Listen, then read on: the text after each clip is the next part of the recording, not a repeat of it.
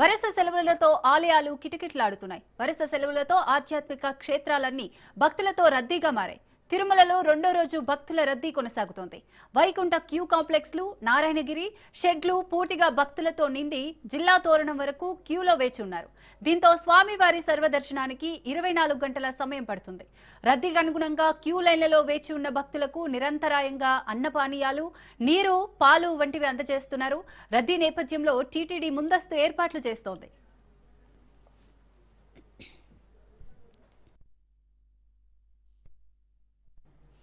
వరుస సెలవులతో ఆలయాలు కిటకిటలాడుతున్నాయి. వరుస సెలవులతో ఆధ్యాత్మిక క్షేత్రాలన్నీ భక్తులతో రద్దీగా మారాయి.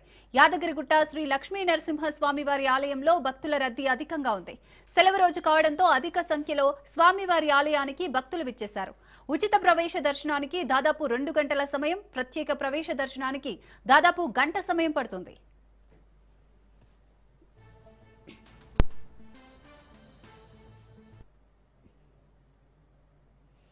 రెండు రోజులు సెలవు దినాలు కావడంతో వేములవాడకు భక్తులు పోటెత్తారు. వేములవాడ రాజన్న ఆలయ విస్తరణ పనుల్లో భాగంగా భక్తుల అర్జిత సేవలు, దర్శనాలు అనుబంధ ఆలయమైన భీమేశ్వర స్వామి ఆలయంలో జరుగుతున్నాయని జనరేటర్ రూమ్ నుంచి 3 లైన్లు ఏర్పాటు చేసి భక్తులకు సకల సౌకర్యాలు ఏర్పాటు చేసినట్లు తెలిపారు.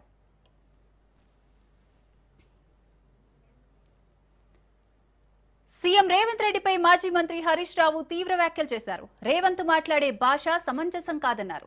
మళ్లీ గెలుస్తానని శపథాలు చేస్తున్నారని మండిపడ్డారు. కమిషన్ల మాటలు, పార్టీలు మారడం, సీట్లు కొనడం వంటి వ్యవహారాలు రేవంత్ రెడ్డికి అలవాటని ఆరోపించారు.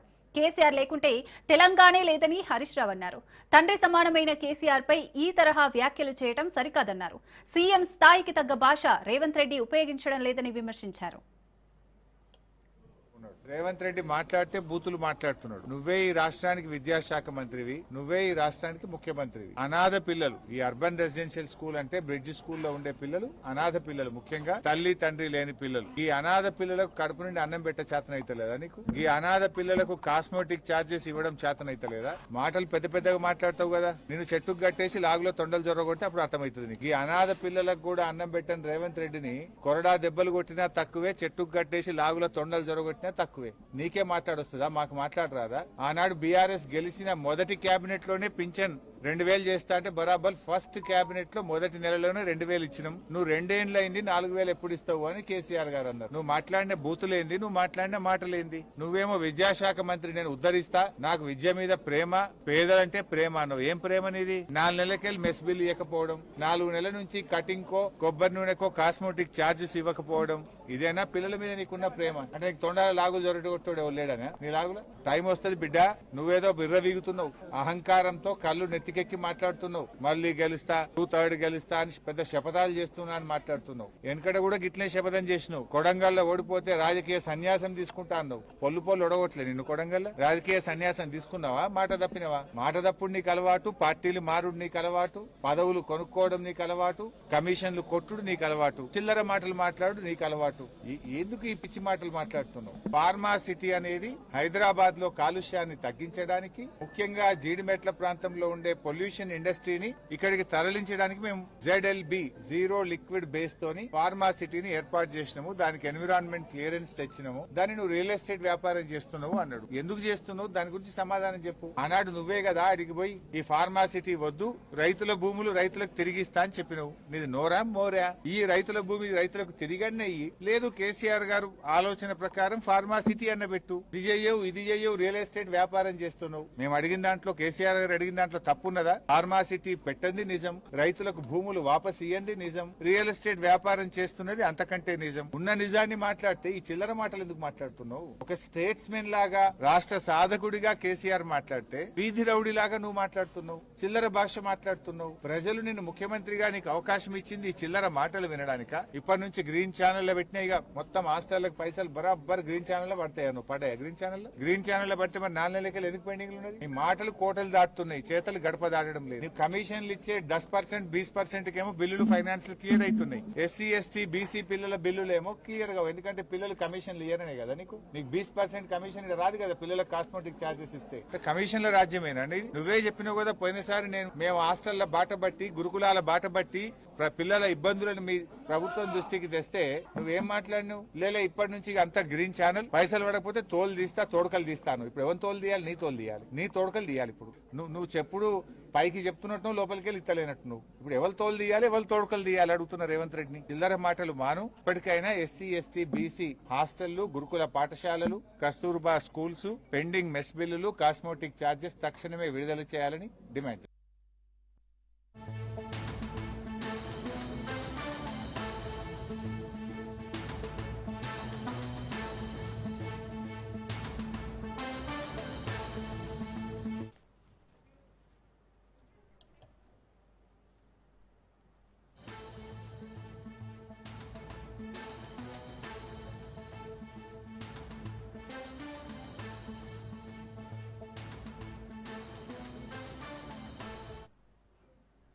రైట్, బంగ్లాదేశ్ లో మరో హిందూ యువకుడు దారుణ హత్యకు గురయ్యాడు. అమృత్ అనే యువకుడిని దుండగులు కాల్చి చంపారు. రాజ్బరీ జిల్లాలో ఈ ఘటన చోటు చేసుకుంది.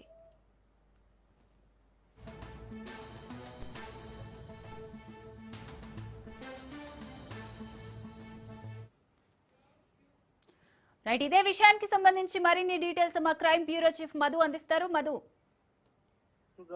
బంగ్లాదేశ్ లో హిందువుల మీద దాడులు అనేవి ఎక్కువ అయిపోతున్నాయని చెప్పొచ్చు.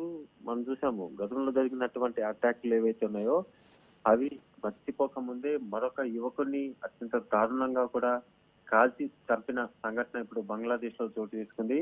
అమృత్ యువకుడు ఎవరైతే ఉన్నారో, అమృత్ అనేటటువంటి యువకుని కొంతమంది దుండగులు కాల్చి చంపారు. అయితే ఇక్కడ ఒకటి రాయ్బరీ జిల్లా ఏదైతే ఉందో ఆ జిల్లాలో ఈ సంఘటన చోటు చేసుకుంది. ప్రధానంగా అమృతను కొట్టి చంపినటువంటి అల్లరి మొక్కలు ఆ తర్వాత అతని మీద కాల్పులు అయితే జరిపారు.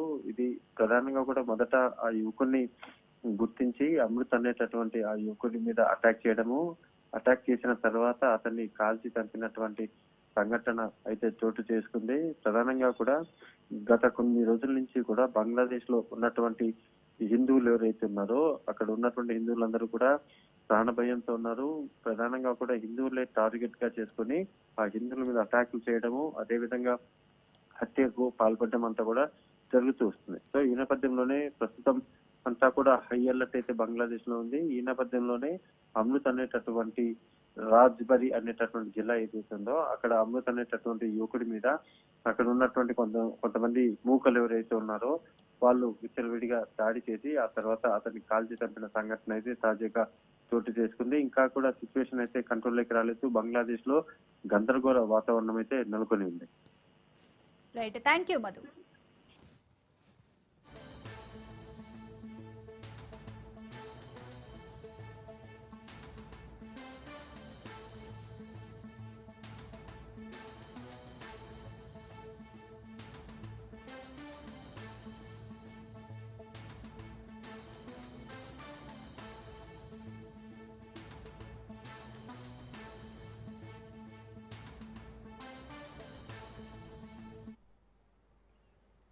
తెలంగాణ అసెంబ్లీ శీతాకాల సమావేశాలు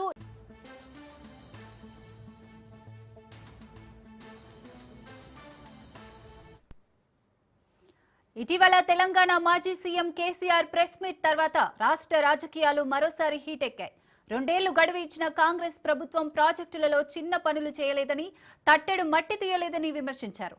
బీఆర్ఎస్ అధినేత కేసీఆర్ చేసిన ఆరోపణలు, విమర్శలకు అసెంబ్లీలోనే సమాధానం చెబుతామని, జనవరి 2 నుంచి జలాల అంశంపై అసెంబ్లీ సమావేశాలు నిర్వహిస్తామని సీఎం రేవంత్ రెడ్డి అన్నారు.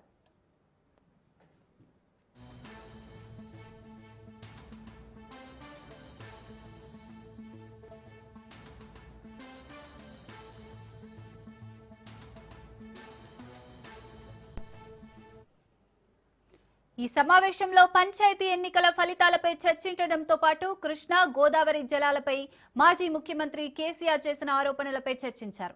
ఈ క్రమంలోనే డిసెంబర్ 29 నుంచి అసెంబ్లీ సమావేశాలు నిర్వహించాలని నిర్ణయించారు. అసెంబ్లీ వేదికగా కృష్ణా, గోదావరి నీటి కేటాయింపులు, పాలమూరు, రంగారెడ్డి సహా పెండింగ్ ప్రాజెక్టులపై సమగ్ర చర్చ జరపాలని ప్రభుత్వం భావిస్తోంది.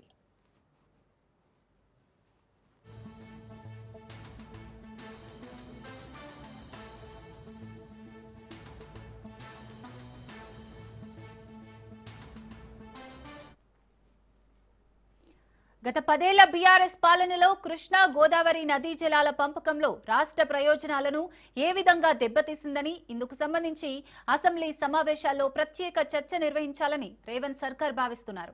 దీర్ఘకాలిక ప్రయోజనాల కంటే రాజకీయ ప్రయోజనాలకు ప్రాధాన్యత ఇవ్వడం ద్వారా గత బీఆర్ఎస్ ప్రభుత్వం అంతరాష్ట్ర నదీ జలాల్లో తెలంగాణ వాటాను కాపాడుకోవడంలో విఫలమైందని హస్తం పార్టీ మండిపడుతోంది.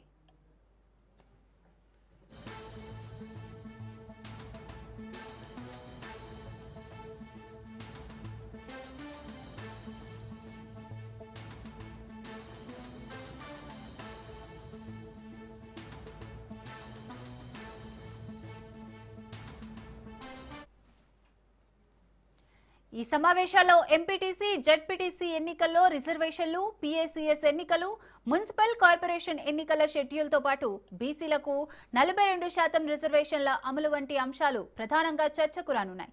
గత సమావేశాల్లో సీఎం రేవంత్ రెడ్డి నేతృత్వంలోని ప్రభుత్వం స్థానిక సంస్థల ఎన్నికల్లో బీసీలకు 42% రిజర్వేషన్లు కల్పించాలని ప్రతిపాదించింది. ఈ మేరకు ఆగస్టు 2025లో పంచాయతీరాజ్ చట్టాల సవరణలకు శాసనసభ ఆమోదం కూడా తెలిపింది. అయితే రిజర్వేషన్లు 50% పరిమితిని మించడాన్ని రాజ్యాంగ విరుద్ధమంటూ అక్టోబర్లో హైకోర్టు స్టే విధించింది.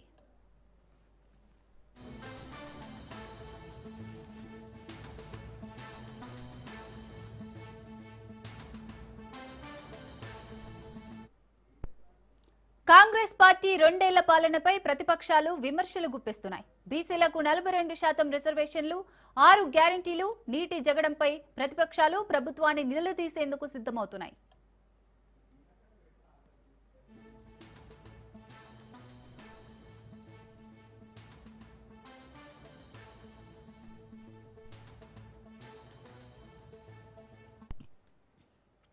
ఈ నేపథ్యంలో 42% రిజర్వేషన్లు లేకుండా ఎంపీటీసీ, జెడ్పీటీసీ ఎన్నికలు జరపకూడదని బీసీ సంఘాలు డిమాండ్ చేస్తున్నాయి. కేంద్ర ప్రభుత్వం రాజ్యాంగ సవరణ చేసి 50% పరిమితిని తొలగించాలని ఒత్తిడి తెచ్చేందుకు శాసనసభలో తీర్మానాలు, పార్లమెంటులో ప్రైవేటు బిల్లులు, ఢిల్లీలో ధర్నాలు వంటి చర్యలకు ప్రభుత్వం ప్రణాళికలు రూపొందిస్తోంది.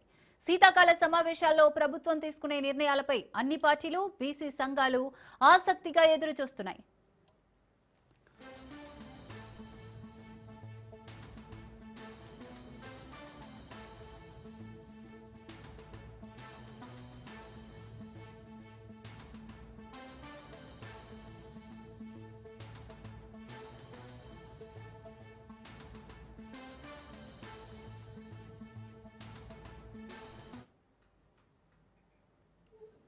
పదవి ఒకరిది, పెత్తనం మరొకరిది. మహిళలకు అధికార పదవుల్లో 33% కేటాయిస్తున్నామని రాష్ట్ర ప్రభుత్వం పదే పదే చెబుతున్నా ఆ ప్రకటనలు క్షేత్రస్థాయిలో మాటల వరకు మాత్రమే పరిమితమవుతున్నాయన్న తీవ్ర విమర్శలు వెల్లువెత్తుతున్నాయి.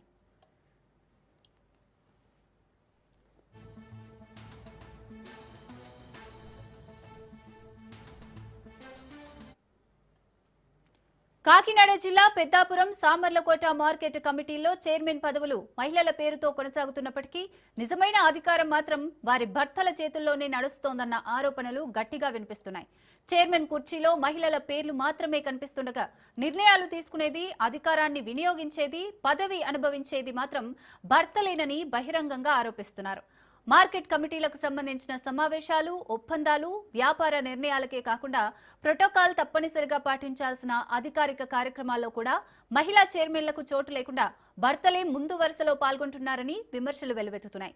అధికార హోదా ఉన్నా మహిళలు పక్కన నిలిచిపోతుంటే ఏ పదవి లేని భర్తలు అధికారుల్లా ప్రవర్తించడం ప్రజల్లో తీవ్ర ఆగ్రహానికి దారితీస్తోంది.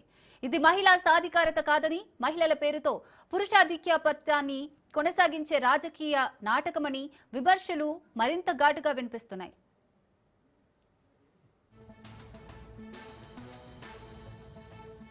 అధికారాలు అంటూ పెద్ద పెద్ద మాటలు, మరోవైపు మహిళలను సంతకాలకు పరిమితం చేసి భర్తలను అసలైన పాలకులుగా మారుస్తున్న వ్యవస్థ ఇదేనా? ప్రభుత్వం చెప్పే మహిళా సాధికారత అని ప్రజలు నిలదీస్తున్నారు. ఇప్పటికైనా ప్రభుత్వం ఈ వ్యవహారంపై స్పందిస్తుందా, లేదా పదవి భార్యలది, పెత్తనం భర్తలదే అన్న దుర్మార్గపు రాజకీయ సంస్కృతి అలాగే కొనసాగుతుందా చూడాలి మరి.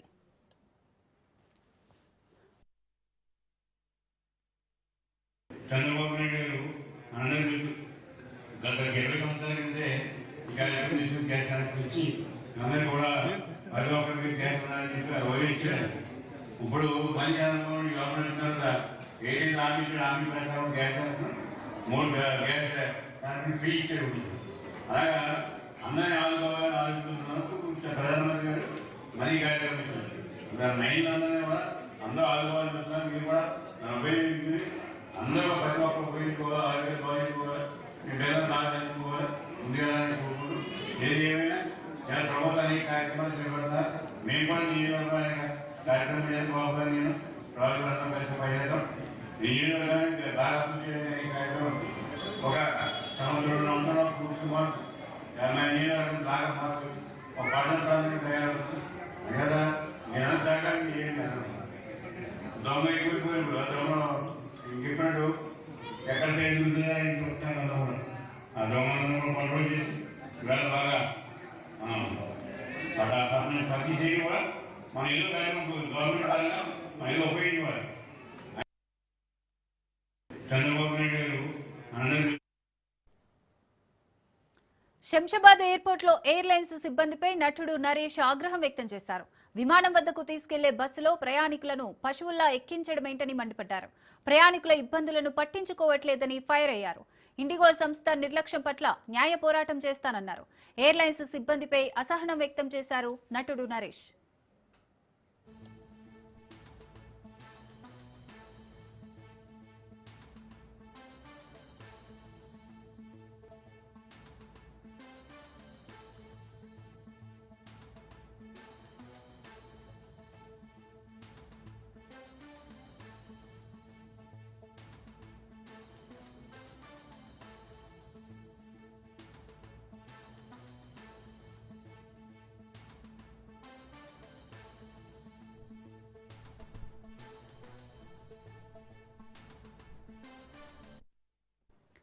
శంషాబాద్ ఎయిర్పోర్ట్ లో ఎయిర్లైన్స్ సిబ్బందిపై నటుడు నరేష్ ఆగ్రహం వ్యక్తం చేశారు. విమానం వద్దకు తీసుకెళ్లే బస్సులో ప్రయాణికులను పశువుల్లా ఎక్కించడమేంటని మండిపడ్డారు. ప్రయాణికుల ఇబ్బందులను పట్టించుకోవట్లేదని ఫైర్ అయ్యారు. ఇండిగో సంస్థ నిర్లక్ష్యం పట్ల న్యాయ పోరాటం చేస్తానన్నారు. ఎయిర్లైన్స్ సిబ్బందిపై అసహనం వ్యక్తం చేశారు నటుడు నరేష్.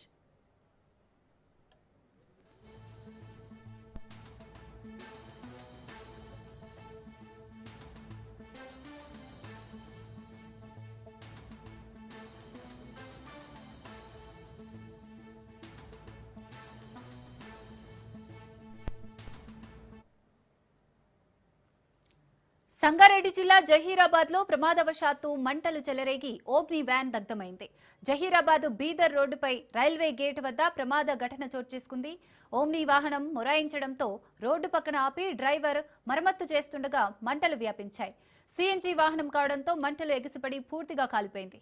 మంటలు రావడాన్ని గమనించిన డ్రైవర్ ప్రయాణికులు దూరంగా జరిగిపోవడంతో ప్రమాదం తప్పింది.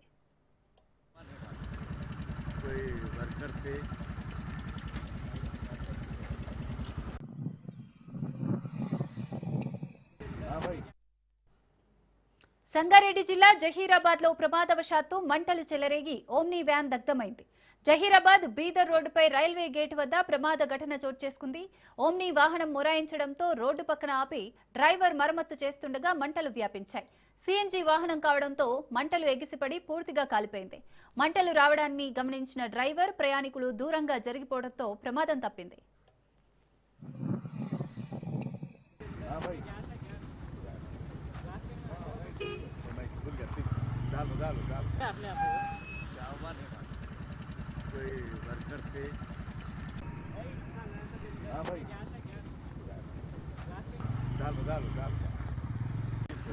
चल गया अपने आप कोई वर्कर थे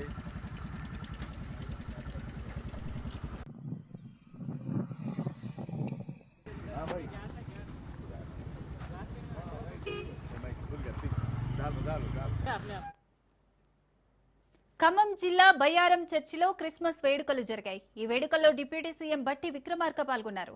బయ్యారం గ్రామంలో చారిత్రాత్మకమైన చర్చిలో బట్టి విక్రమార్క ప్రత్యేక ప్రార్థనలు జరిపి కేక్ కట్ చేసి శుభాకాంక్షలు తెలిపారు. ప్రపంచవ్యాప్తంగా మనుషులు ప్రేమ ఆప్యాయతతో జీవించాలని, పాడి పంటలతో దేశం సుభిక్షంగా ఉండాలని డిప్యూటీ సీఎం బట్టి విక్రమార్క అన్నారు.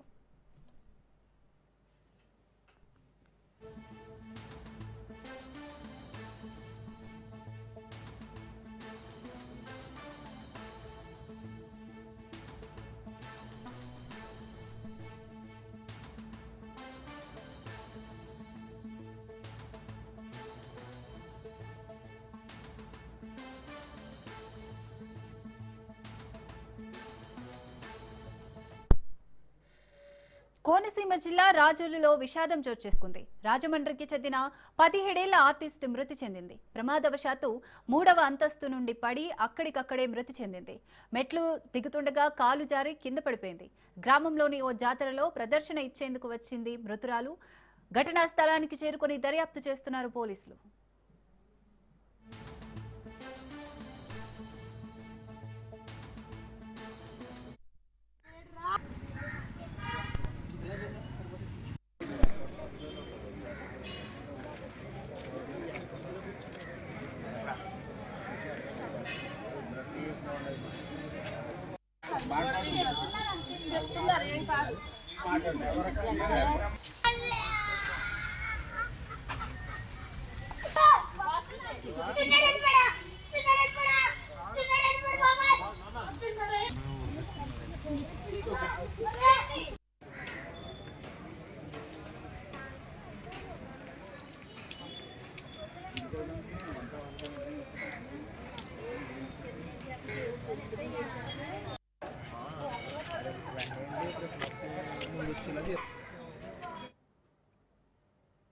ఇటీవల కాలంలో సైబర్ మోసాలు పెరిగిపోతున్నాయి. మొబైల్కు లింకులు పంపించి అకౌంట్లలో డబ్బులు మాయం చేస్తున్నారు. తాజాగా రాజన్న సిరిసిల్ల జిల్లాలో అలాంటి ఘటనే వెలుగు చూసింది. ఓ సైబర్ కేటుగాడు ట్రాన్స్కో లైన్మెన్ను బురిడి కొట్టించాడు. అకౌంట్లో డబ్బులు కొట్టేశాడు. లబోదిబోమంటూ పోలీసులని ఆశ్రయించి ఫిర్యాదు చేశాడు బాధితుడు. వేములవాడకు చెందిన భాస్కర్ గంగాధర మండలం బూరుగుపల్లి ట్రాన్స్కో లైన్మెన్ గా పనిచేస్తున్నాడు. అయితే అతని ఫోన్కు ఓ లింక్ వచ్చింది. అది ఏంటో అని లింక్ క్లిక్ చేయగా అకౌంట్లో నుండి డబ్బులు కట్ అయ్యాయి. ఆయన అకౌంట్ను హ్యాక్ చేసి 13 లక్షల రూపాయలు కొట్టేశారు కేటుగాలు. దీంతో బాధితుడు పోలీసులను ఆశ్రయించాడు. నా జీతం పడ్డ నుంచి డబ్బులు హ్యాక్ అయినాయి. వాళ్ళు హ్యాక్ చేసి నా HDFC and union bank account నుంచి 13 లక్షల రూపాయలు మొత్తం జీరో చేసిర్రు. దానికి నేను సైబర్ క్రైమ్లో రిపోర్ట్ చేసినాను. దానికి మీరు కొంచెం బాధ్యత తీసుకొని దానికి చర్య తీసుకోవాలని నా బాధ్యతగా కోరుతున్నాను. ఎలా పోయినాయండి మీరు డబ్బులు? అంటే ఎట్లా? డబ్బులు ఏదో ఏపీకే ఫైల్ ఓపెన్ అయింది, అనుకోకుండా చేసినాము. అందుకొరకే దానికి కొంచెం తగు చర్యలు తీసుకొని నా డబ్బులు